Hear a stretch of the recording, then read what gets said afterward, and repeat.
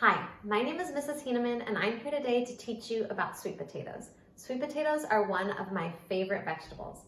I love sweet potatoes because there are a lot of different varieties and they all taste different.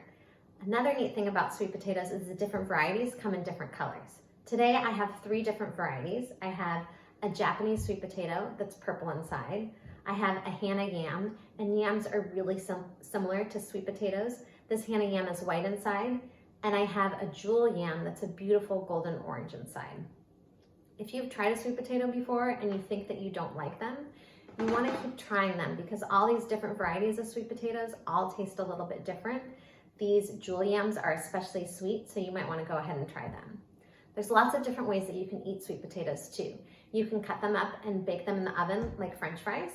You can cut them up into cubes and mix them with maple syrup and cinnamon, and you can have a sweet treat that way.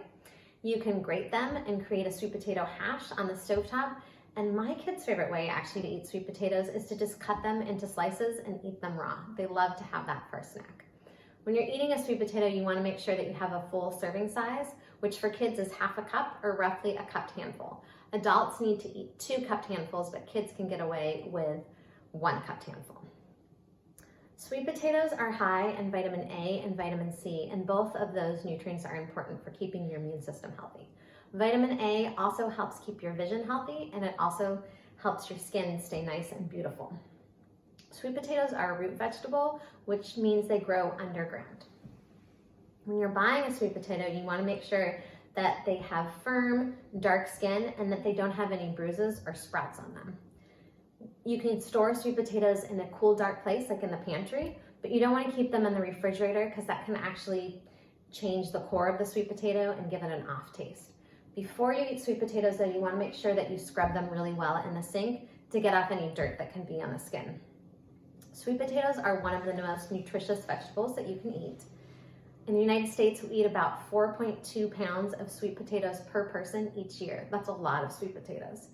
It would take about 23 cups of broccoli to get the same amount of vitamin A that's found in 1 medium sweet potato.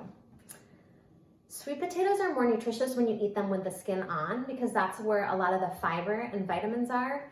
So when you do eat them, you want to leave that skin on, but you want to make sure, again, that you wash it off really good in the sink and scrub it a little bit to make sure you get off any of that excess dirt.